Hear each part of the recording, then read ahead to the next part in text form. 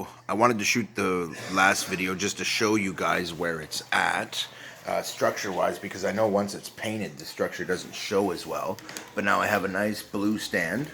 I left the front pad gray because there's no point putting blue paint all over the board. It'll rub off over time. But at least this gives me a nice footing for it, and the blue will be on the blue edge, so it won't matter if paint transfer happens. You'd never notice it. Yeah, this has just had its first coat. You can see it's pretty thin, but looks pretty good for a first coat, and it matches the color really nicely with the board. And so I know once the board is on it, and it gives me a target that is nicely lined, so when I come in I can just drop the board. It's going to be perfect. That being said, this will be the last video on this, as it is complete.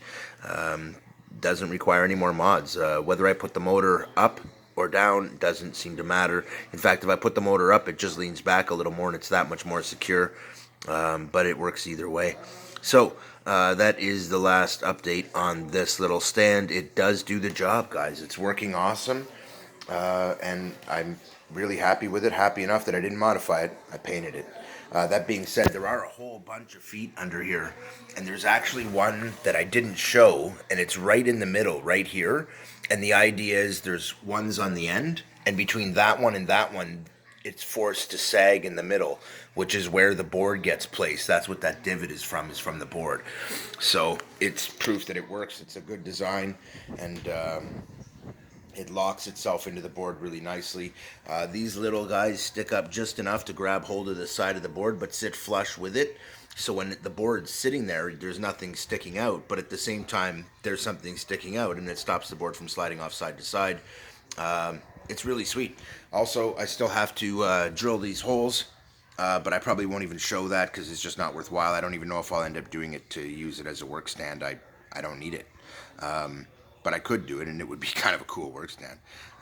That being said, I'm just going to leave it pretty much like this and work with it. What I was thinking that would be eminently more practically useful is I have another screw hole here and a couple more here, and I could mount another shelf here and another shelf down there so that I have a place to put my tools, make them more rigid out of plastic. I have material I could use.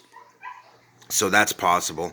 I may add another shelf to it. If I do, I'll show it to you guys, but for now, this is where she's at.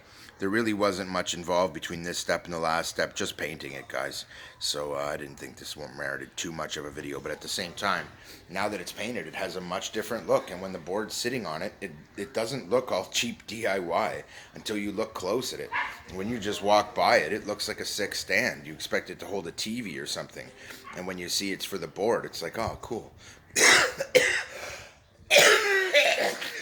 Excuse me. Anyway, so while I had that out, I did another hit of paint around the edge of the board. The edge of the board has about 6 coats on it now, and I have to admit, it's worth it. Every coat, it gets nicer, and it just looks so nice right now. I'm leaving it. That being said, now I just need to get some wood sealant, and I'm going to seal the whole board. I'll wash the top of the deck and seal the underside, touch up the paint on the underside, and then seal up the whole deck, and that'll make this pretty sweet.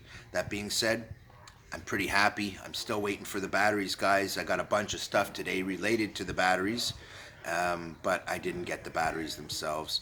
So I'll show you the rest when the time comes. For now, here's my stand. Keith out.